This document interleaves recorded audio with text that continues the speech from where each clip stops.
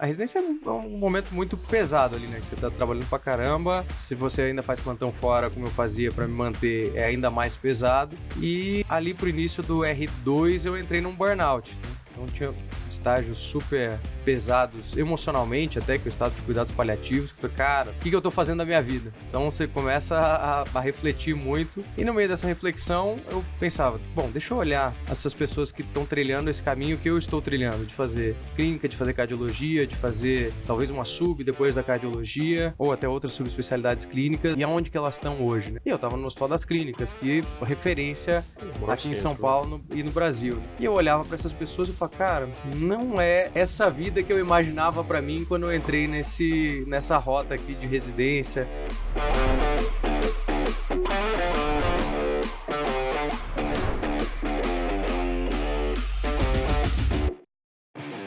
Senhoras e senhores, Audazes de todo o Brasil, sejam muito bem-vindos ao Audazes Podcast, podcast que reúne aqui na nossa mesa as maiores lideranças da saúde brasileira para contarem as suas histórias, seus acertos, seus erros, especialmente as lições, os insights que impulsionaram suas carreiras e trouxeram sucesso para os seus negócios.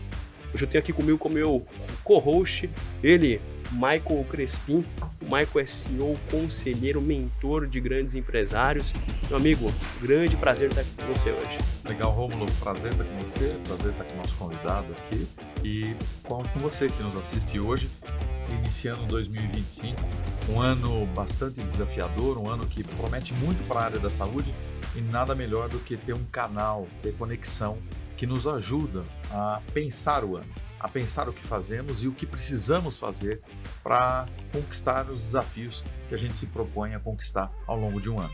Então, desejo a você aí um melhor aproveitamento, como eu sempre digo, não perca um minuto porque vai ser show. Maravilha, eu quero desafiar você a olhar essa conversa, esse conteúdo com muita atenção. A gente brinca aqui porque a gente precisa ouvir o podcast com caneta e papel na mão, como nós mesmos fazemos aqui, porque são lições realmente muito importantes para impactar a tua trajetória na saúde. Você pode querer subir na saúde como gestor, como empresário, e é fundamental você aproveitar a experiência de outras pessoas. E hoje eu tenho o prazer aqui de ter um grande amigo, ele, Alexandre Hemmer.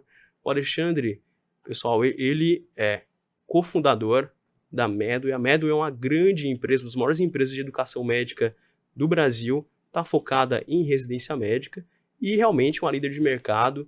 E hoje aproximadamente 40%, 50% dos aprovados nas principais residências médicas do Brasil são alunos da Medway. É um prazer, meu amigo, ter você aqui, um grande empresário médico, né? Alguém que começou na assistência, foi para o empreendedorismo, um grande exemplo para nós, e seja muito bem-vindo ao nosso podcast. Maravilha, Romulo, Michael, super obrigado, é um prazer estar aqui no podcast com vocês. Vamos conversar, espero que a gente consiga ajudar aí a galera com os negócios deles, com o empreendedorismo, com todas as dúvidas que tiverem. Legal. Maravilha. O Alexandre, a gente gosta de começar aqui a nossa conversa perguntando, né, para o convidado como que foi o começo dele na saúde, como é que foi tua vontade, como começou de ser médico, tem médico na família, não tem médico, como é que foi para você escolher, definir que você realmente queria entrar na área de saúde? Legal. Bom, como eu decidi ser médico, eu tenho, na verdade, sim, meu pai e minha mãe são da saúde, mas não são médicos, né? Meu pai é psicanalista, psicólogo de formação, minha mãe é enfermeira, mas eu tenho um padrinho muito próximo, tio meu, que é médico pediatra lá em Criciúma, Santa Catarina, então sempre foi um exemplo ali para mim de uma pessoa que gostava muito de trabalhar, era muito bem sucedida com aquilo, então ao longo do ensino médio, começando a pensar em vestibular, entre as minhas opções eu pensava em engenharia e medicina. Eu falei, eu pensava em engenharia porque eu era muito bom em matemática, física, mas eu pensava muito, eu gosto muito de pessoas, então, sei lá, eu acho que medicina vai fazer muito mais sentido para mim. Foi essa lógica do adolescente médio, né, na época, então, e também, óbvio, por causa do meu tio, né, que tinha esse exemplo dentro de casa. Dentro de casa não, dentro da família, né? Maravilha. E para você, e como é que foram os desafios ali de prestar vestibular, de definir a faculdade que queria? Cara, assim, eu eu sou nascido e criado em Florianópolis, Santa Catarina, né? E, pô, esse meu tio tinha feito medicina na Federal de Santa Catarina, lá na UFSC. Meus pais tinham feito UFSC, ainda eram professores lá, inclusive.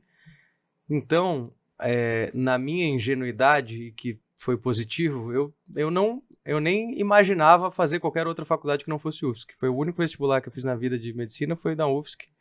E foi no terceiro ano, e porque eu digo ingenuidade, eu não sabia o quão difícil era, mas a vantagem foi que foi super focado, né? Então, era todos os conteúdos que o professor comentava em aula ali no terceiro ano, isso aqui não cai na UFSC, então não tem nenhum interesse para mim, não vou nem prestar atenção nessa aula, vou fazer outra coisa aqui, enfim, vou descansar.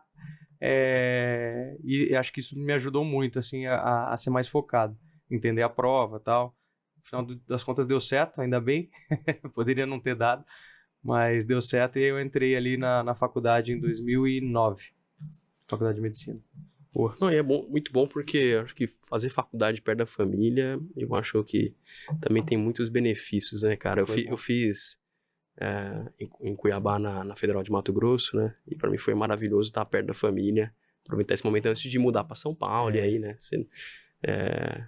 Provavelmente a gente nunca mais more com a família, enfim, Exato. né? Aproveitamos bem esse período. Exatamente. Maravilha, Alexandre. Cara, nós somos colegas de plantão, né? Colegas de hospital. Boas histórias. Essa história é muito boa. Eu e o Alexandre, nós trabalhamos no mesmo pronto-socorro, né? Eu assumi o plantão que ele estava, né? Ele fazia plantão noturno por conta da residência, né? Isso. Alexandre. O R1 aí. E eu era coordenador do pronto-socorro e diarista pela manhã, e assumi o plantão dele, né? E é interessante, você traçou uma estratégia ou uma carreira inicialmente na assistência. Os seus planos, quando você formou em medicina, era de ficar na assistência, ou você tinha uma ideia realmente de já ir pro empreendedorismo, fazer a faculdade de empreender? Cara, tinha ideias, assim, só que não foi um negócio linear, né? As pessoas que olham a trajetória pensam que o negócio é muito bom. Eu tomei a decisão aqui, né? Então foi pra lá e, puta, era inevitável que chegasse a isso, mas não teve nada disso, né, ao longo do processo. Então, ao longo da faculdade, eu me envolvi com várias coisas, porque eu gostava muito de clínica médica, então me envolvi com liga de clínica médica, me envolvi com organização de congresso, etc. Me envolvi com centro acadêmico, até com essa parte meio política ali de centro acadêmico, e eu gostava muito desse negócio de ter projetos, com mais gente junto, você sentir que está construindo alguma coisa. Essa vontade me despertou durante a faculdade, sabe?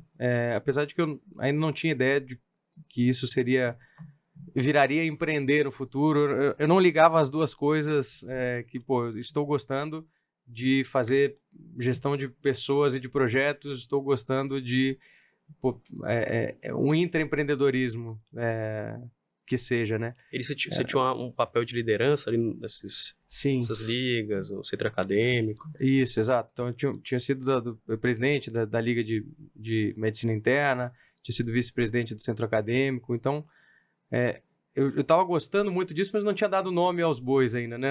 A gente fica ali na medicina muito alienado, não tem, né, realmente nada fora do técnico, então você acaba nem entendendo que é isso que você está fazendo de fato. E aí também no finalzinho da faculdade eu começava a ver algumas pessoas, uma ou outra se informando, e foi pro interior, pegou a gestão de um hospital no interior, opa, peraí, tem outros caminhos aqui, isso aqui é interessante e tal. Mas ficava só assim nas ideias, sabe? Talvez isso aqui seja interessante no futuro, mas preciso estudar para minha residência, preciso me formar clínico, depois eu vou pensar o que eu vou fazer, pensar em fazer cardiologia, então vamos uma coisa de cada vez, era assim que eu pensava. Só que aí durante a residência é um momento muito pesado ali, né, que você tá trabalhando pra caramba, se você ainda faz plantão fora, como eu fazia para me manter, é ainda mais pesado. E ali pro início do R2 eu entrei num burnout, né? Então tinha estágio super pesados emocionalmente, até que é o estado de cuidados paliativos, que eu falei, cara, puta, peraí, né? O que eu tô fazendo da minha vida? Então você começa a refletir muito, e no meio dessa reflexão eu pensava, bom, deixa eu olhar essas pessoas que estão trilhando esse caminho que eu estou trilhando, de fazer clínica, de fazer cardiologia, de fazer talvez uma sub depois da cardiologia, ou até outras subespecialidades clínicas, e aonde que elas estão hoje, né? E eu estava no Hospital das Clínicas, que, pô, é referência aqui em São Paulo e no Brasil, né?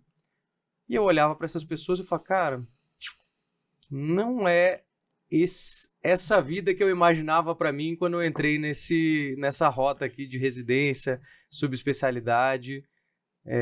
Não quero estar com 50, 60 anos de idade trabalhando, dando plantão. Consultório, eu entrei na residência achando que eu ia gostar muito, mas na residência eu pensei, pô, se eu fizer isso aqui 5 dias por semana, eu vou me matar. Então... Eu também não aguentava consultório, cara. Ainda mais de paciente crônico, né, cara? Exato. Então, eu gostava de emergência, gostava de consultório, mas não amava. Gostava de UTI, mas não amava. Então, cara, peraí. Eu tô querendo fazer um pouco de tudo só porque eu não gosto muito de nada. Então, opa, peraí, acho que tá na hora de eu olhar um pouco as minhas opções, sabe?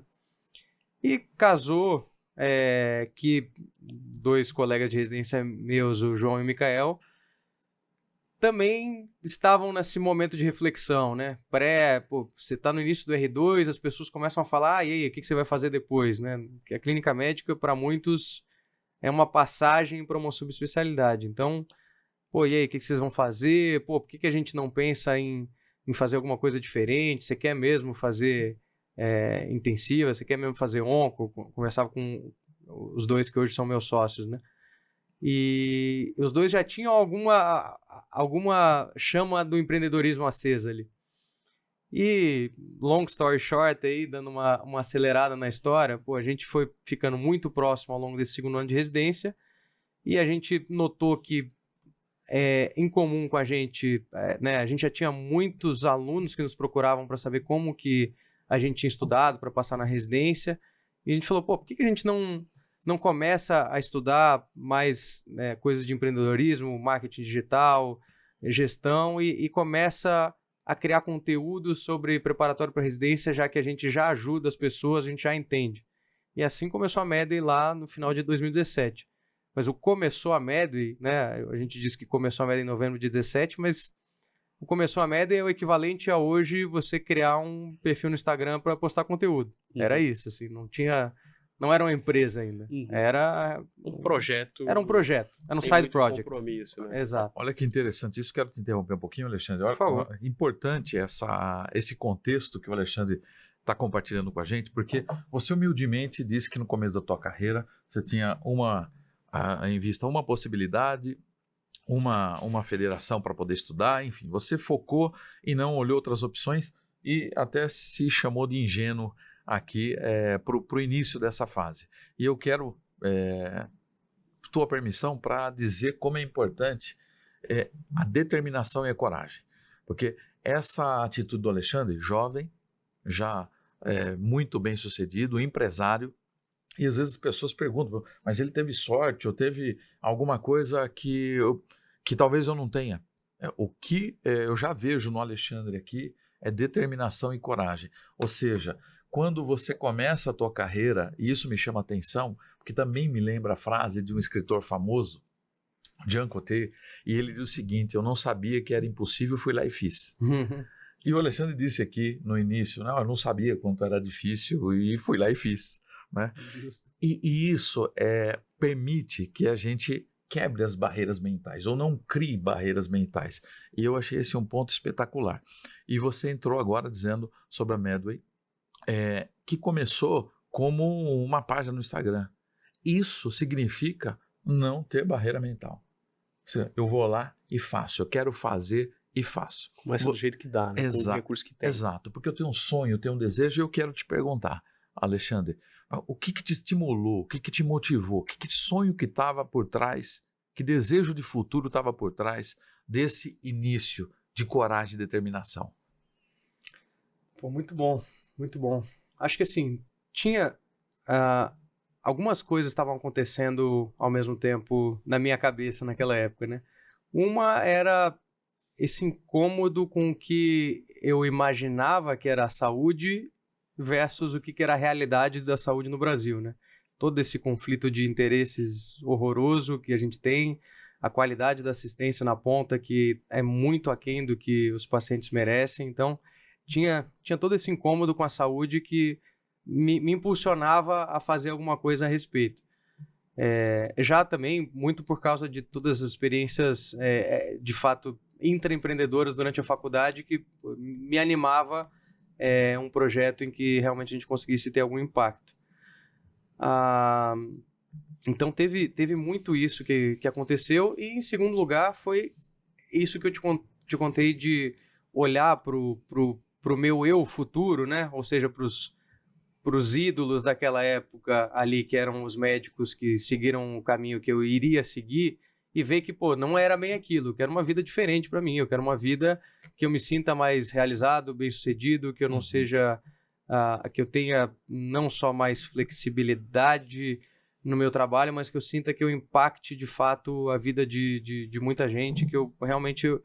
Uma vida de propósito. Assim, eu acho que tinha isso lá no fundo, sabe? Meio que, se eu sinto que eu posso, por que não? Que legal, fantástico ouvir isso, porque você está falando de incômodo, inconformismo. Sim. E o empreendedor nasce normalmente, nós estamos vendo isso aqui, o empreendedor é um inquieto. Né? Isso, é um inquieto, o status quo incomoda, tem um inconformismo por trás disso. Você entende, antes de você continuar falando sobre a Medway, os detalhes, claro. Você entende, Alexandre, que esse inconformismo é fundamental para quem quer empreender? Eu acho que o inconformismo é a gasolina essencial para o empreendedor, né? Se não tem um inconformismo, não tem muito por que empreender, né? Realmente, via de regra, você está empreendendo porque você acredita que você consegue fazer algo melhor do que está sendo feito ou algo diferente do que está sendo feito. Se você não vê uma oportunidade e tem algo que realmente te mova a abraçar aquela oportunidade, não existe empreendedorismo. Muito bom, perfeito. Resolver problemas, né? Resolver problemas. Exato. É muito legal que o que você teve que fazer, Alexandre, e eu imagino a dificuldade de fazer isso, que eu passei por isso também, né, de questionar o pensamento convencional, porque existe uma pressão muito grande, especialmente uma pressão da própria família, muitas vezes, a família que forma um médico, tem todos os custos, toda a expectativa, a espera, né? A família, em geral, quer impulsionar essa pessoa para uma carreira assistencial. Total. Porque no pensamento convencional, na carreira assistencial tem um poste de ouro e deu muito certo no passado. Deu muito certo no passado, mas não é para todo mundo, né?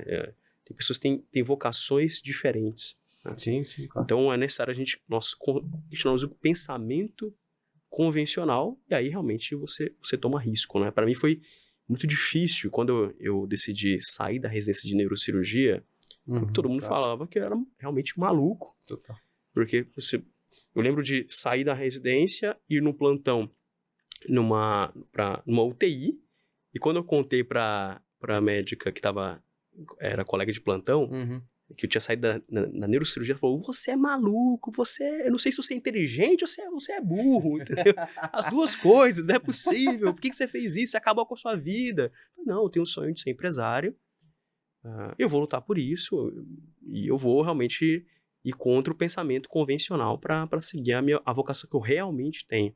Então como é que foram as dores também para você de entender que você ia ter que ir contra o que esperavam de você e suportar um processo de um bom tempo com resultados que não eram fantásticos, né? Que é a jornada do empreendedor inicial. Sim, claro.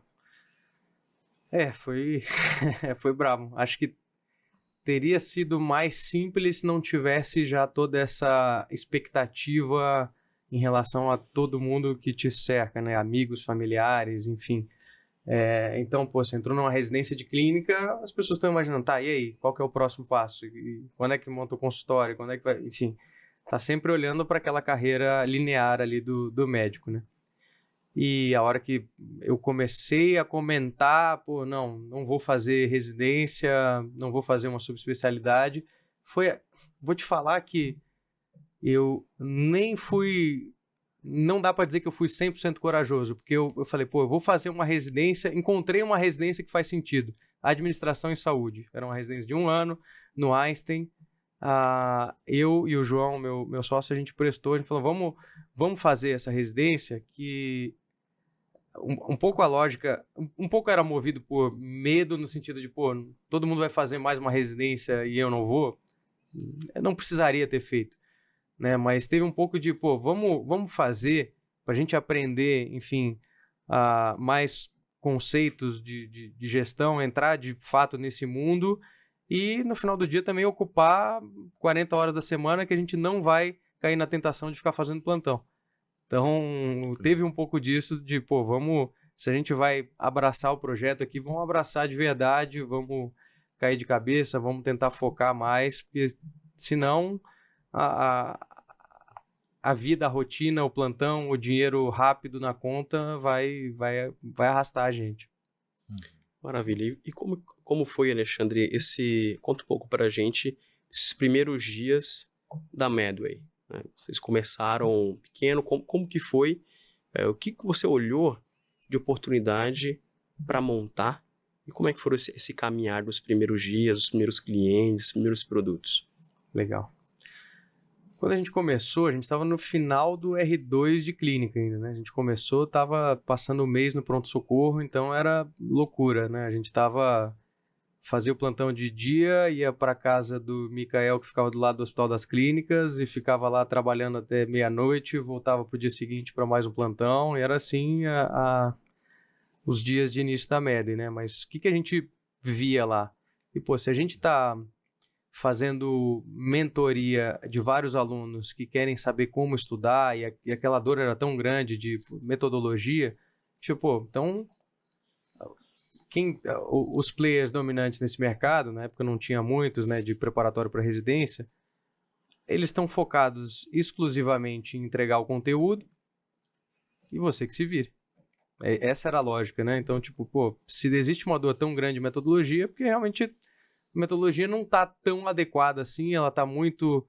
E aí eu vou tentar usar alguns termos para tentar simplificar um pouco, mas aquela solução one size fits all, né? Então, você tem uma solução que você está dando o mesmo curso para todo mundo que vai fazer provas no Brasil inteiro, sendo que já estava em uma inflexão de, pô, desde mais médicos em 2023 abrindo faculdades de medicina, e a gente, final de 2017, já estava começando a aumentar muito a concorrência nas residências, principalmente as residências mais procuradas, né? Porque eu acho que 2 movimentos acontecendo.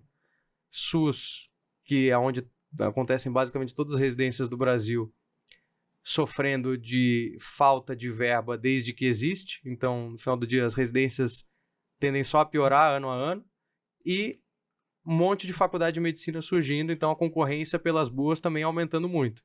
Então, pô, você não consegue mais pegar o mesmo curso que é exatamente igual para todo mundo, para todas as faculdades, para todas as residências, e falar que isso aqui é o padrão ouro, sendo que todo mundo está sentindo uma dor de, pô, como é que eu estudo para conseguir passar aqui, ali ou lá, porque eu achava que era impossível.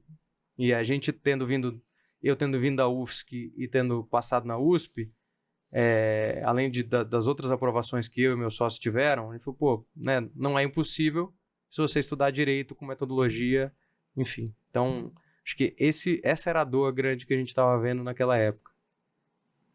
Tinha um preparatório que a gente não via mais como ideal. Perfeito. E como que foi a criação do primeiro produto? Vocês começaram com uma mentoria individual? Era totalmente individualizado. Pessoalmente, você atendia os mentorados. Exato. A gente vendeu isso em janeiro de 2018, a gente ainda estava no início da residência, então a monetização ali ela veio relativamente rápida, né? 2 meses depois de a gente anunciar a Medway de fato. Naquela época era mais fácil, digamos assim, porque não tinha uma saturação tão grande das mídias digitais, né? Então, minha grande estratégia era... Eu falei como se fosse como se fosse uma página de Instagram, porque não era página de Instagram ainda, era página de Facebook. E no Facebook tinha grupos de medicina, vários, grupos de Legal. faculdades. Então, todos os dias eu entrava em 15 grupos, postava sobre a Medway, era banido durante 24 horas do Facebook, voltava no dia seguinte, postava mais 15, e assim a Medway ficou conhecida rapidamente no Brasil inteiro. Que legal. Desse jeito que a gente começou a divulgação aí, fora o boca a boca, né? Alexandre, é fantástico, assim, porque eu não sei se na altura que vocês fizeram isso, foi intuitivo ou foi algo realmente muito planejado, né? Você coloca aqui pra gente 2 definições claríssimas e importantes para quem realmente está montando um negócio, que é um posicionamento de valor único. Então você entendeu que o mercado, esse mercado que era dominado por vários players, você deve ter feito um curso, eu fiz outro, eram grandes empresas, ainda são players muito relevantes. Você olhou esse mercado está cheio de tubarão, eu preciso criar um diferencial que realmente se sustente para achar um lugar nesse mercado. E vocês realmente foram brilhantes nisso, porque você não concorreu para ter o melhor conteúdo. Sim. Mas sim para ser, ao menos no início, né? Total. Oferecer a melhor metodologia. Exato. E também não bate de frente com as outras. Virou um produto inicialmente complementar aos outros, né? Eu faço um curso, você pegou carona, digamos assim, em outros preços. Não, você pode fazer qualquer curso, mas a metodologia de estudo, quem fornece é a Medway. Exato. Agregou valor, né, Romulo? Exato, e acham uma brecha no mercado, Michael, porque é muito comum que os empreendedores, eles... É o fenômeno da paleta mexicana. Né? Não, tá coisa dá dinheiro. Vai lá e monta, e sem diferencial nenhum, isso não se sustenta, né? A concorrência destrói valor. Então, em primeiro lugar, você definiu claramente um posicionamento de valor único. E isso, metodologicamente, foi realmente brilhante. O segundo ponto é que você olhou os canais de tração e você achou um canal de tração eficiente para atingir o seu público num custo ou um esforço que era viável para você. Sim, total. Então, isso é outro ponto, que muitas vezes os empreendedores, eles vão na moda, né? Então, assim, o que está na moda agora? Agora a moda é tráfego pago. Aí todo mundo começa a fazer tráfego pago. Cara, geralmente, tem aquele livro do Traction, né? Muito famoso, sobre os canais de tração. No começo do livro ele já fala que não tem um canal de tração que é o melhor de todos. Existe você descobrir um canal de tração que funciona para o teu negócio e para o teu público, e geralmente é uma alternativa não convencional. Exatamente. Tá fora do radar, ou pouca gente está explorando, e você vai aproveitar essa brecha, né? Então, a gente inspira aqui a nossa audiência a, quando for montar um negócio, fazer como o Alexandre, né? Buscar realmente as brechas, as oportunidades únicas, olhar, não vai fazer o que está todo mundo fazendo. Busca realmente onde estão as oportunidades que podem ser arbitradas para você encaixar teu produto, teu negócio. Exatamente. Assim, as Parabéns, pessoas... Alexandre. Parabéns. Me permite dizer o seguinte, Rômulo, só para um rápido complemento, essa proposta, identificar, olhar para o mercado, mapear o mercado que você está atuando, ok? Estar inserido, e procurar enxergar com clareza, né, através de pesquisa, de análise, de diálogo com o mercado, enxergar com clareza o problema num ângulo mais generalista. Porque enxergando o problema num ângulo mais generalista, você tem condição de aperfeiçoar soluções. E é aí que entra a visão de inovação, que o Alexandre demonstra aqui, nessa trajetória, nessa construção. Ele olha o mercado, observa o problema e, com uma visão de inovação, ele modela a proposta de valor para o cliente, o que torna ela única. E tornando e tendo uma proposta única de valor, é o momento que nós estamos virando o nosso barquinho do oceano vermelho para o oceano azul, inclusive contribuindo com todo esse oceano vermelho, para que ele também possa ser mais inovador, melhor de soluções e cooperar com o negócio, com o segmento, com a economia, com a sociedade. Então, é uma visão, parece simplista, mas são ações que elas têm impacto profundo para a sociedade, para os negócios e, naturalmente, para quem é o detentor da inovação, né? Para quem começa a inovação. Então, isso, Parabéns. Você me permite fazer uma pergunta? Claro, Aqui, manda bala. engatando aqui, Claro. Alexandre, você falou, eu não gostaria de perder a oportunidade, que você falou de conceito de gestão, né? Você e o seu sócio João, em algum momento, estavam lá dedicando 40 horas semanais em atividades no Einstein, com um pensamento de conceito de gestão. E isso é importante para nós. Falta, né? O Brasil ele tem um problema muito grave de eficiência, e isso é um relatório que saiu agora em 2024 pela Fundação Dom Cabral, que inclusive foi publicado nessa sala, demonstrando a baixa performance de eficiência do empreendedor brasileiro, né? Porque um dos fatores não conhece de gestão, não conhece o conceito de gestão. Como é que você dividiria isso? Qual foi o aprendizado? O que você sugere à nossa audiência também para se preocupar disso? É importante ser bom naquilo que eu faço, muito importante. E importante eu compreender os conceitos de gestão. Como é que você nos orienta? Legal. Boa. Ótima pergunta. Assim, o que eu vejo, né? Ali na residência de administração e saúde a gente aprendeu muito, sim, mas os conteúdos que tem ali a gente conseguiria ter pegado de outras maneiras, a gente não necessariamente isso que realmente foi a mudança de chave. As pessoas elas precisam entender qual contexto elas estão se inserindo e ter uma curadoria muito boa de quem que elas vão ouvir para ajudar elas naquele contexto. Então, por exemplo, a gente estava montando uma startup, negócio do zero. Não adianta eu pegar conceitos de gestão de projetos do Einstein, do que eles fazem. A gente fez lá uma pós-graduação junto de Lean Six Sigma. Muito legal a parte do Lean. O Six Sigma eu não uso para nada até hoje, porque é um negócio que ele entra na estatística de processo que faz sentido para algumas indústrias, né? Para a hora que você está começando uma startup, você não precisa esse nível de estatística. Você precisa...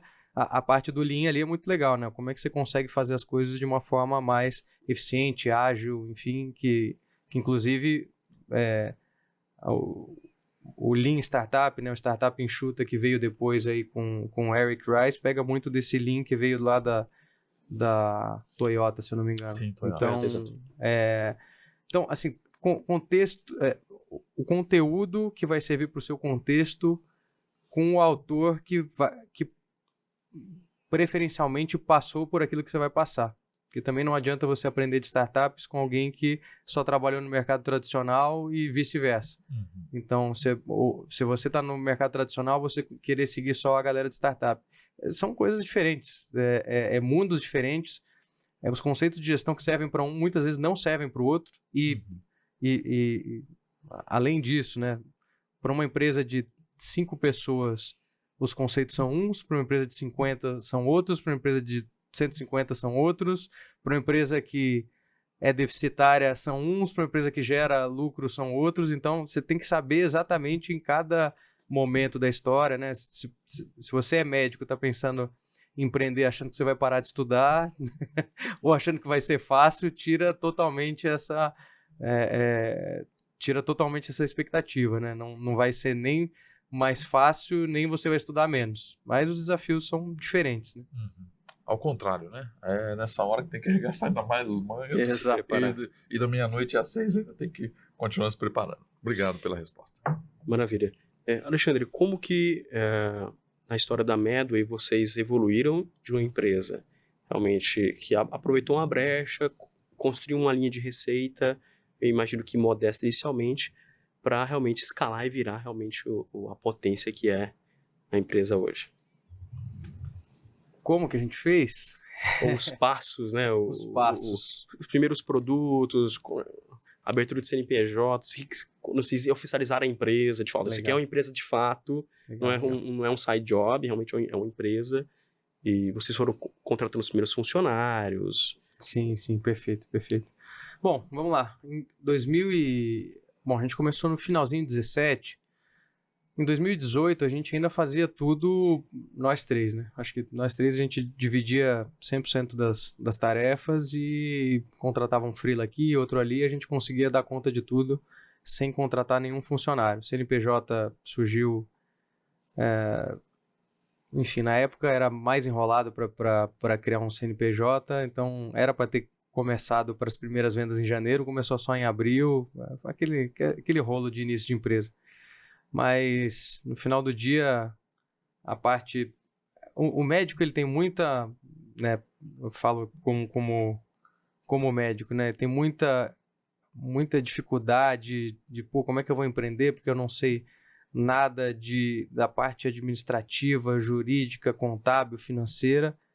Bicho, essa é a parte fácil. A parte difícil é você montar um produto que as pessoas querem comprar e engajar a sua audiência. Essa é a parte difícil. As pessoas, às vezes, ficam muito preocupadas com a parte de hard skills aqui, contábil, jurídico, financeiro, que você consegue trazer gente que vai saber muito melhor do que você jamais conseguiria, porque, enfim, não é a sua área de domínio. Então, acho que teve isso no início. Obviamente, como a gente era só os 3, a gente ainda gastava muito mais tempo do que deveria com essas áreas, a parte jurídica, administrativa, CNPJ, contábil, que talvez lá no início já valeria a pena ter contratado alguém full para começar. Começamos com um contador, amigo que era parente, do primo que era ortopedista do Mikael, assim, tipo, não tinha... Enfim, era um cara bem intencionado, mas que não tinha a menor experiência em fazer contabilidade para startup e para empresa, né? Fazia para médico só. Então, pagamos muito mais imposto do que deveria no início. Aquelas cagadas de empreendedor de primeira viagem. Mas a gente foi fazendo, enfim, primeiro começamos a mentoria individualizada.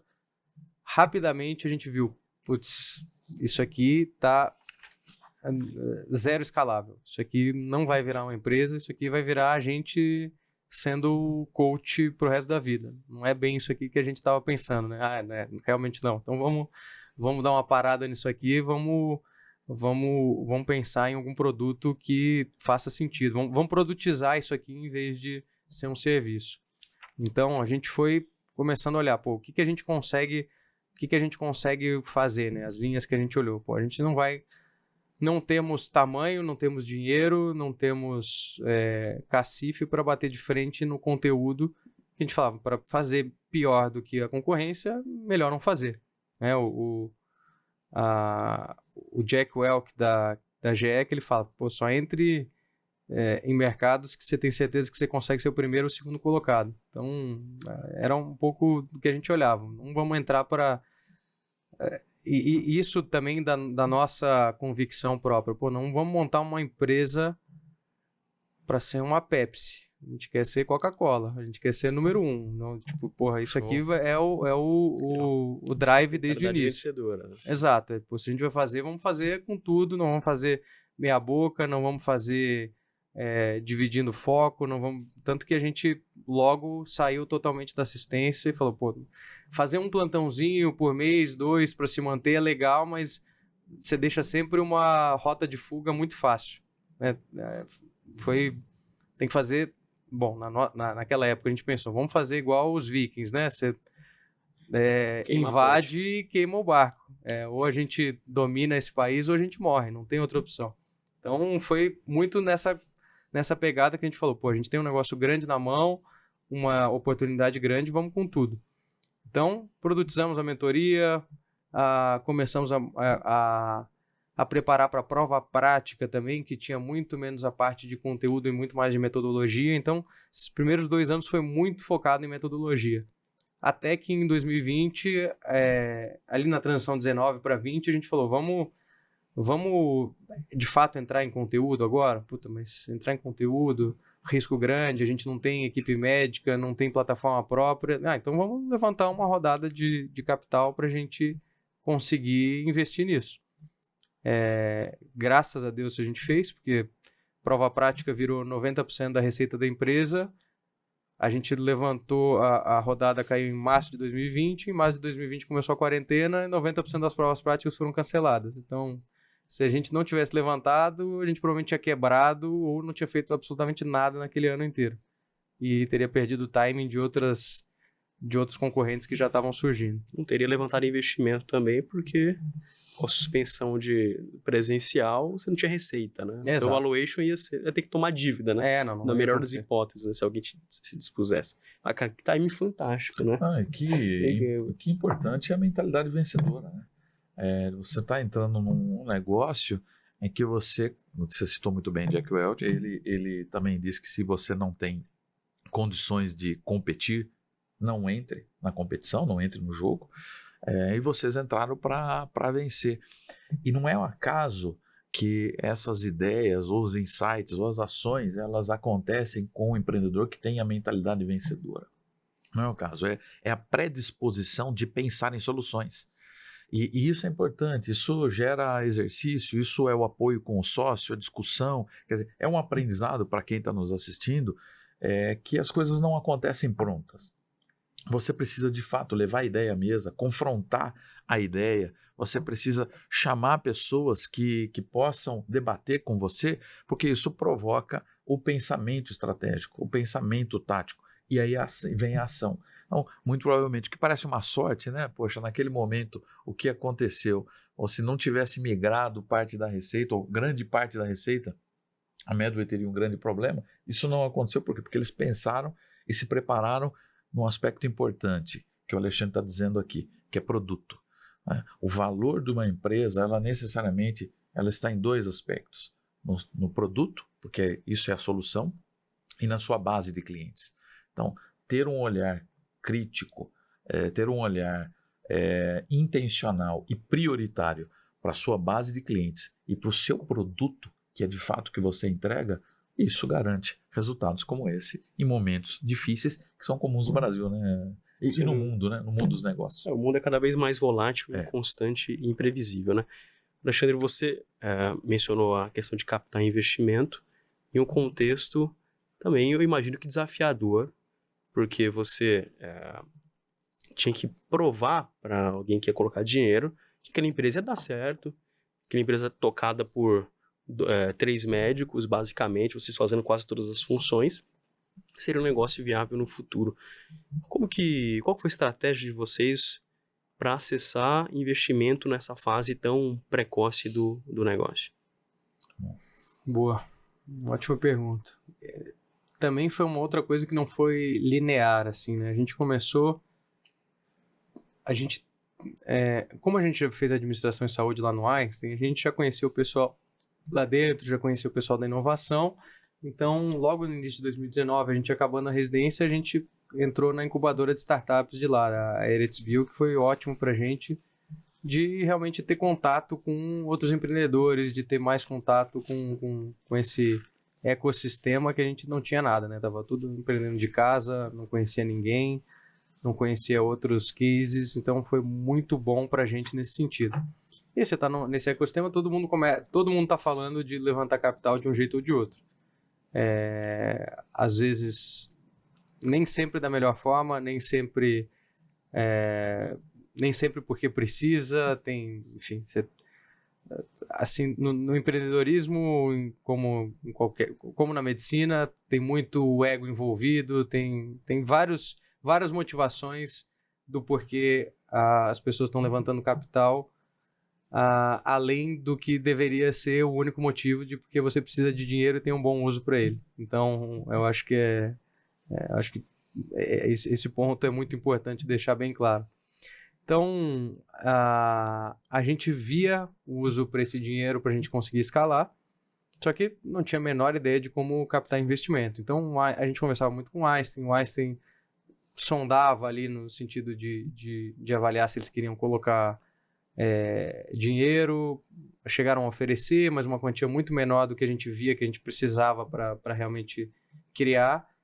E aí eu fui meio na cara e na coragem, meio estudando por conta, deixa eu conversar com alguns fundos e ver o que acontece. Recebi negativa de 100% dos fundos, porta na cara de todos. Não chegava nem na segunda reunião, porque eu não tinha aprendido, eu não tinha entendido ainda como conversar e como...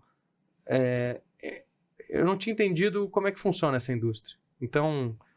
Basicamente, eu vou fazer uma analogia aqui com médicos que, de repente, estão ouvindo aqui o podcast também e vão entender.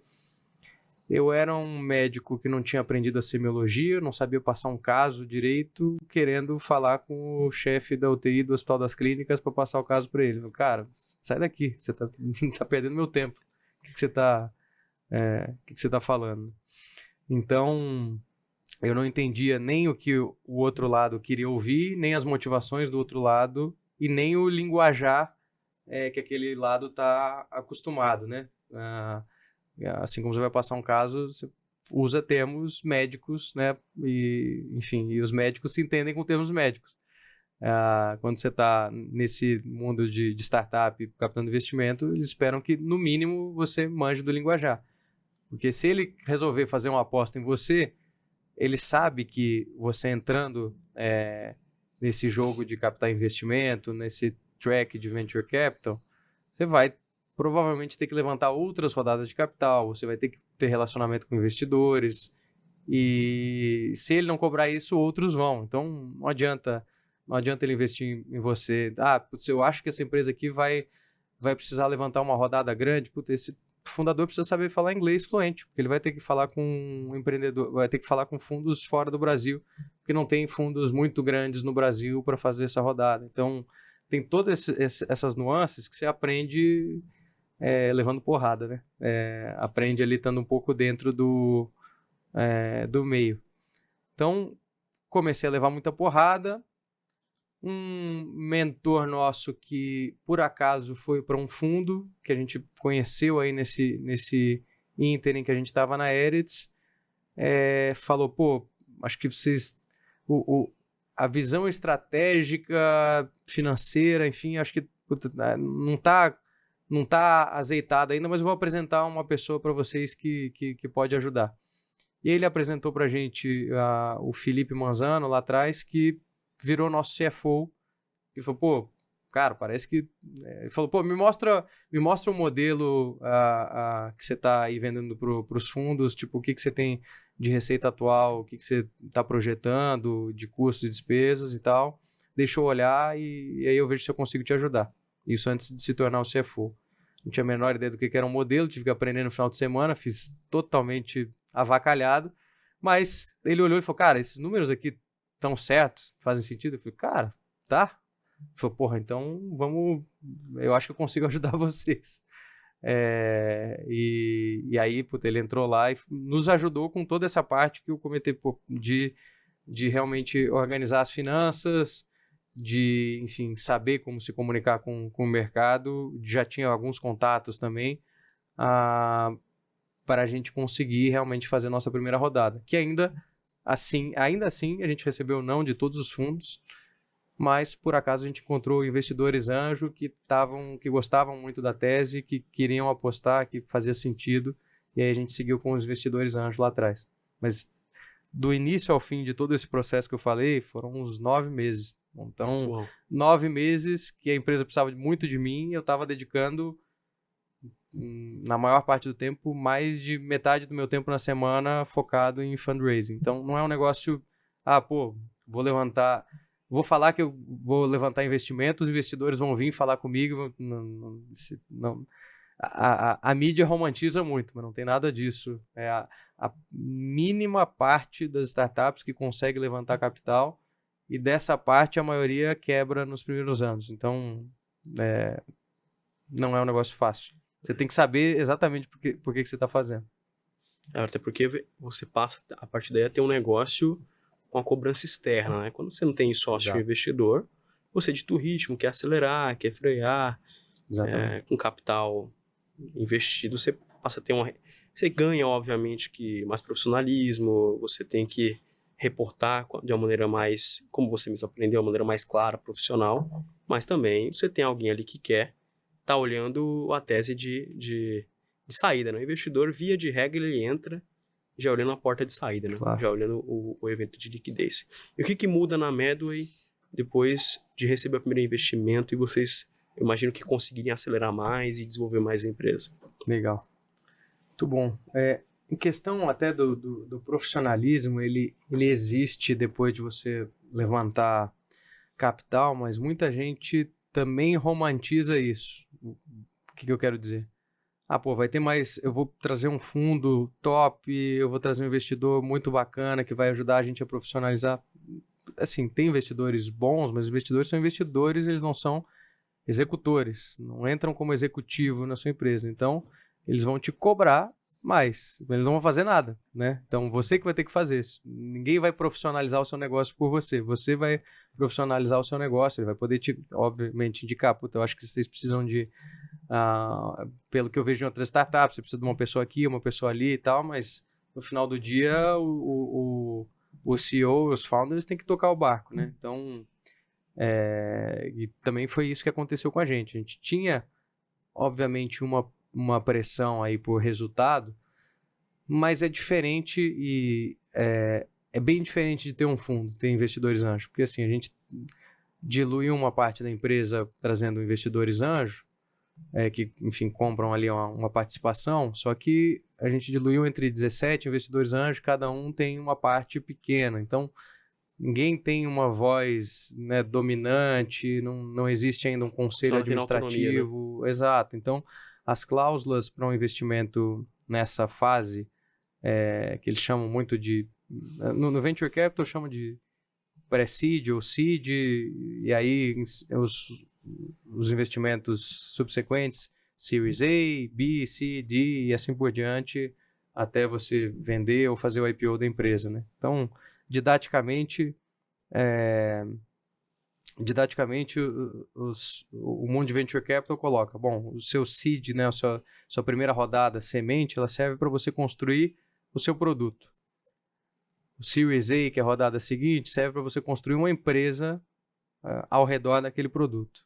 O Series B em diante serve para você escalar tudo isso que você construiu para mais gente, mais pessoas, mais receita. Então, basicamente assim, obviamente, né, tô super generalizando isso aqui, mas é mais ou menos por aí. Então, era muito pouco. Vamos pegar o capital lá atrás, que era para a gente realmente criar o produto, era para investir em conteúdo, era investir em tecnologia, era contratar mais médicos e montar nossa plataforma. No final do dia, esse era o foco desse primeiro investimento. Profissionalizou com vários e vários tropeços nossos de, enfim, contratar errado, não cuidar da cultura no início, usar mal esse dinheiro que deveria ter usado melhor. No final do dia deu certo, mas não foi simplesmente entrar nos investidores e o negócio profissionalizou.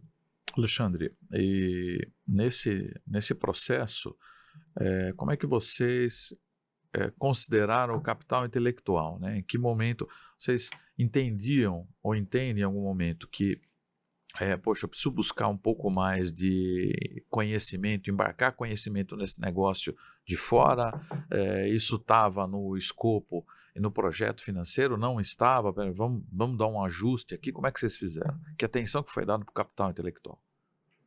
Sim, foi naturalmente nesse investimento, você está investindo, principalmente nessa primeira rodada, era investimento principal em pessoas, né? Então, eram pessoas para desenvolverem a tecnologia, pessoas para desenvolverem o conteúdo. Então, já foi muito olhando para isso, mas como a gente...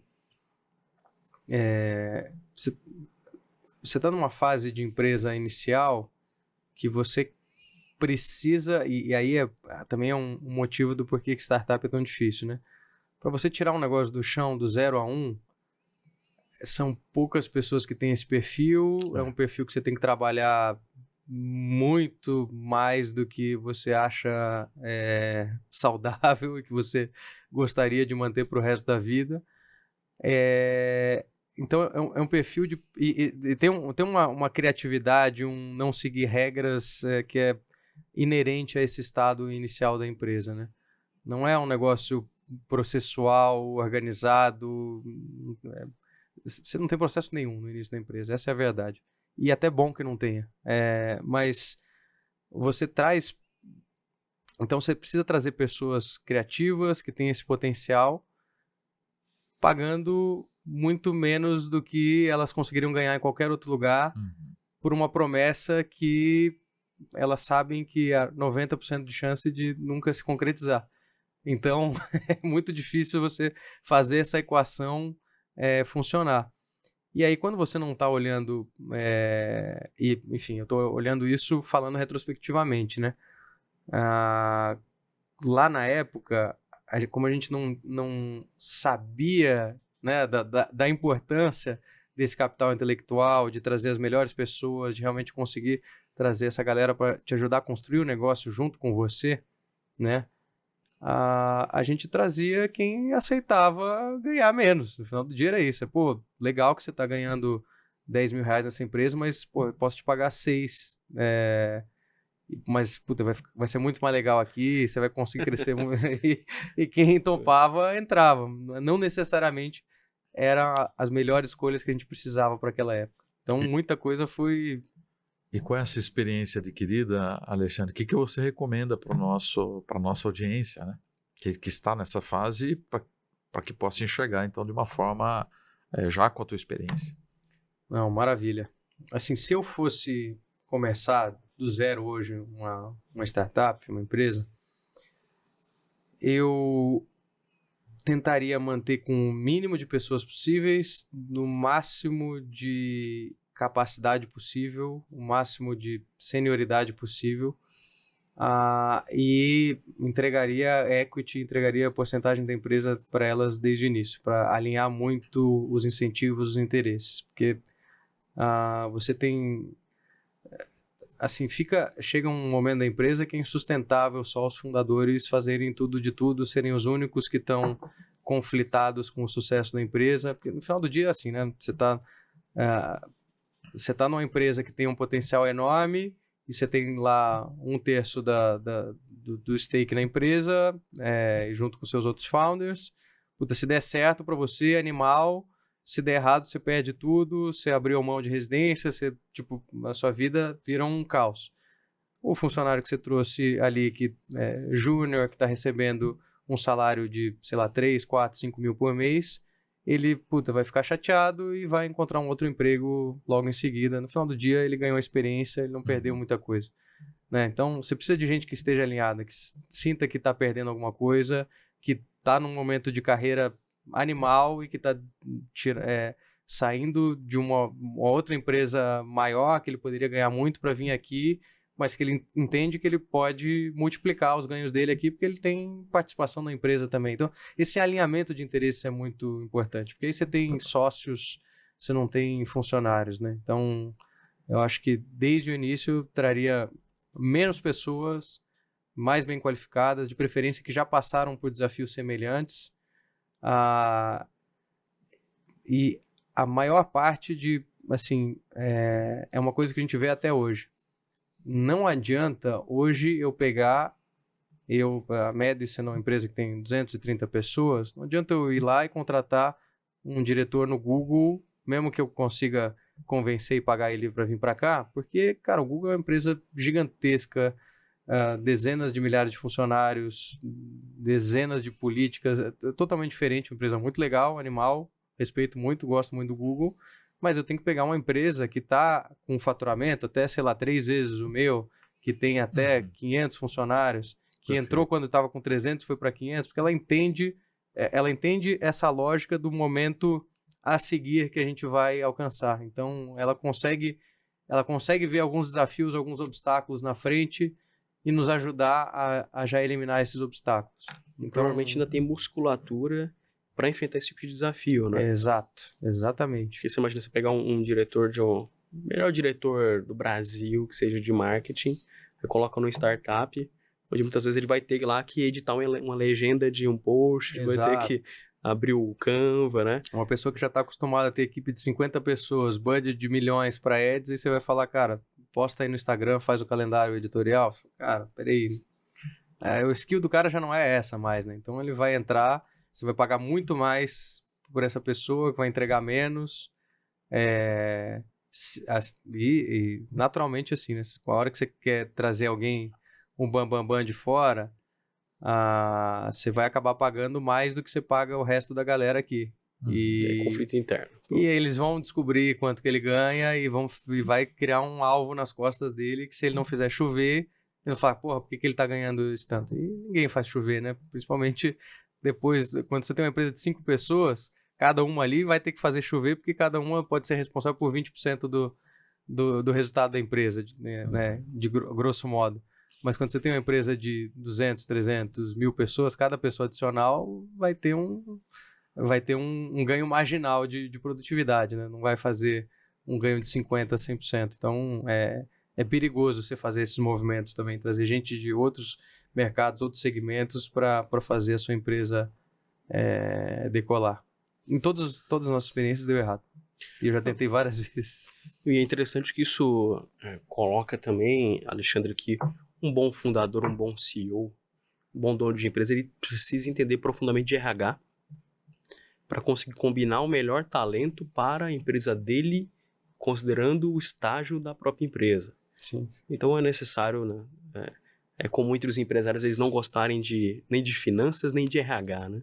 Mas são dois, especialmente o RH, é extremamente crucial para a estratégia do negócio. Uhum. Queria entender contigo, a gente evoluindo aqui, você recebe investimento, começa a captar as primeiras pessoas e estruturar, imagino que estruturar departamentos, e em um curto espaço de tempo, isso certamente trouxe para vocês isso tensionou muitas habilidades de vocês. Sim. Poxa, vocês saíram muito rápido de estar lá no apartamento do Mikael para ser uma empresa de 50, 60, 100 funcionários e hoje 200. Como que foi a jornada do preparo de vocês, pessoal, para realmente evoluir em nível individual para que o CNPJ não ficasse com um gargalo pela falta de aptidão dos fundadores? Legal. Boa. Acho que isso foi sempre uma preocupação minha e dos meus sócios também, porque no final do dia é isso, né? Quem você consegue contratar também está intimamente relacionado com a sua capacidade, como as pessoas te veem, né? Então, você tem que estar melhorando para conseguir também trazer as melhores pessoas. Você tem que, obviamente, você tem que trazer gente que vai te complementar e que consegue te ensinar algumas coisas, mas não dá para a pessoa entrar e falar, cara, porra, esse cara não entende porra nenhuma do que ele tá falando, entendeu? Você tem que estar atualizado sobre o mercado. Autoridade para o time técnico, de forma técnica também, né? Não só moral, né? Sim, exato. Então, esse aqui, o principal do técnico ainda, para o fundador, eu acredito que é entender muito, e você como fundador, como CEO principalmente, porque acaba ficando com todas as áreas junto com você está numa posição privilegiada que não tem como outra pessoa na empresa ter tanta visão de mercado, concorrência, cliente, produto e consiga juntar os insights que vêm dessas 4 áreas numa pessoa só. Você é a única pessoa que vai conseguir ter uma visão mais geral de todas essas áreas ao mesmo tempo. Então, acredito que é muita função do CEO conseguir absorver essas informações, tanto do que está acontecendo na ponta com o cliente, tanto do que está acontecendo na equipe, e com o produto, com a tecnologia, com as operações, o que está acontecendo com a concorrência, como é que está se movendo, o que está acontecendo no mercado em geral, e isso envolve, enfim, relação com investidores, se é possível, se o momento está propício ou não para você fazer uma rodada de capital, se você deveria estar sendo mais agressivo, menos agressivo, está poupando caixa, está gastando mais caixa. Então, o CEO está nessa posição que ele precisa estar sempre conectado com isso. Não é um negócio técnico per se, mas é um negócio que você precisa realmente coletar muita informação. Isso só vai conseguir agregar para a equipe se você conseguir distribuir essa informação para o resto da empresa, para o resto dos departamentos, né? Então, cada vez mais, ao longo do tempo, a função ela vai virando menos de operador, e no início é óbvio, você vai estar com uma empresa de 5, 10 pessoas, você vai ter que fazer o post, a legenda, gravar o conteúdo, emitir as notas fiscais, pagar os fornecedores, vai ter que fazer tudo. Mas com o tempo você vai virando mais essa posição de executivo realmente que precisa que precisa pegar e prover contexto para as áreas. Eu acho que esse é o grande ponto. E a gente sempre foi muito ligado que a gente precisava estar evoluindo para a empresa evoluir junto. Espetacular, meu amigo. Alexandre, a gente caminhando aqui pro final, como que está a Medway hoje, né? Qual que é o tamanho de vocês? Como que ela está postada no mercado? Quais são os principais produtos hoje que representam a maior receita da empresa? Legal, maravilha. Bom, a gente continua num crescimento muito bom, né, da empresa. Falei que a gente está com 230 funcionários agora, mas a gente tem segurado bem esse crescimento de funcionários.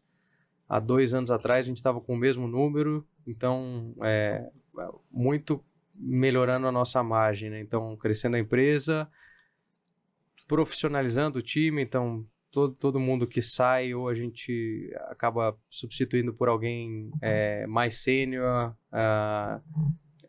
enfim, essa seniorização do time, ela acontece muito nos últimos 2 anos, justamente no que eu respondi pro Michael de como é que eu começaria hoje. Então a gente está sempre renovando aí o talento da empresa para estar cada vez melhor. E a gente, enfim, como é que está a empresa hoje, né? A gente está focado muito ainda, o nosso core ainda é o preparatório para residência, pro acesso direto ali pro R1. Então, hoje, extensivo a gente tem, enfim, 2 principais produtos para esse cliente, que é o extensivo base para a galera que está ali no 5º ano, o extensivo R1 para a galera que está no 6º ano ou formado. Hoje a gente já está em todo o Brasil, a gente focava muito nas instituições de São Paulo, agora a gente já tem uma tecnologia suficiente que nos consegue personalizar quantas horas o aluno precisa estudar por semana, para quais instituições ele vai prestar, o que é o prioritário, o que ele deve estudar ou não, que é nada mais do que pegar aquela metodologia de 7 anos atrás e produtizar ela cada vez mais, deixar ela cada vez mais automatizada, fácil, usando a tecnologia e inteligência artificial para personalizar a experiência do aluno. E a gente já está olhando para outras frentes. Então, hoje a gente tem um produto ainda inicial que a gente está olhando para pegar o estudante de medicina cada vez mais cedo na jornada dele. Então a gente tem um produto muito bacana, ainda está em beta, então a gente não está divulgando muito, mas a gente está bem empolgado com ele. E até uma nova iniciativa que surgiu ano passado, que a gente está bastante empolgado, aproveitar que o podcast é para empreendedores e é para ajudar médicos que estão querendo empreender, que tenha a sua página, a sua audiência, a lançarem os próprios cursos. Então, a gente está trazendo esses criadores de conteúdo para usarem a plataforma da Medway, para usarem os estúdios da Medway, a nossa expertise de gravação, produção e marketing para se lançarem. Então, a gente está bem empolgado aí com essa iniciativa, já tem bastante gente que está empolgada com o projeto, já tem algumas coisas que a gente está fazendo que estão bem bacanas. Excepcional. Acho que a sua história é incrível, a história da Medway é incrível, consegui acompanhar muito dessa história, né, para a nossa convivência já de longa data. Queria, caminhando aqui para o nosso encerramento, abrir para as considerações finais e Michael, talvez trazer para nossa audiência o que mais você leva, qual o principal ponto que você leva aqui dessa excelente conversa com o Michael. Aí em seguida você também pode deixar sua mensagem para nossa audiência, Alexandre. Claro, maravilha. Alexandre, é um enorme prazer conversar contigo.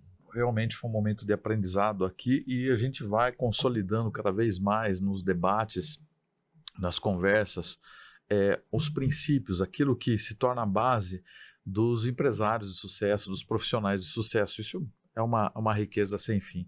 Eu destaco aqui, Rômulo, logo no início, a determinação e coragem do Alexandre, né? A forma como você estruturou sua tomada de decisões, não criando barreiras para fazer aquilo que precisava ser feito, aquilo que você entendia que fazer. E isso é um ponto de partida para o empreendedor ou por profissional que quer dar um passo à frente, né, do estágio, quer sair do estágio que ele está e avançar. Ele não pode ser o criador de barreiras ou aquele que não está disposto a saltar as barreiras. E esse foi um ponto alto que a gente pôde ver aqui. Um outro aspecto que eu destaco é o inconformismo, né? Só gera mudança, só inova, só empreende, como o próprio Alexandre disse, aquele que está inconformado, né? Ele quer sair do status quo, ele quer realizar, quer criar uma solução que ainda não tem, quer melhorar aquela que já existe. Esse inconformismo, essa indignação é que geram mudanças, e mudanças que transformam a sociedade e transformam as pessoas. E isso que o Brasil, isso que a sociedade precisa. E um aspecto que o Alexandre citou aqui por 3, 4 vezes ao longo dessa entrevista, que são as referências. E em muitos momentos ele diz ter buscado referências para consolidar os seus pensamentos, a sua estratégia, aquilo que ele pretendia para o negócio e para a sua posição, né? Ele foi entendendo que precisava captar conhecimento, trocar sabedoria e foi buscando referências onde ele podia buscar para poder apoiar o seu negócio e tornar as suas decisões mais eficientes e sábias. Então, eu destacaria esses 3 pontos. Foi realmente ótimo poder te ouvir. Parabéns pela Medway também, por aquilo que vocês estão construindo. Tenho certeza que tem muita história pela frente ainda. Com certeza. Alexandre? Maravilha, é uma honra participar aqui desse podcast. Obrigado, acho que o papo foi muito, muito bacana, muito enriquecedor. E eu deixo o convite aí para quem tá seguindo.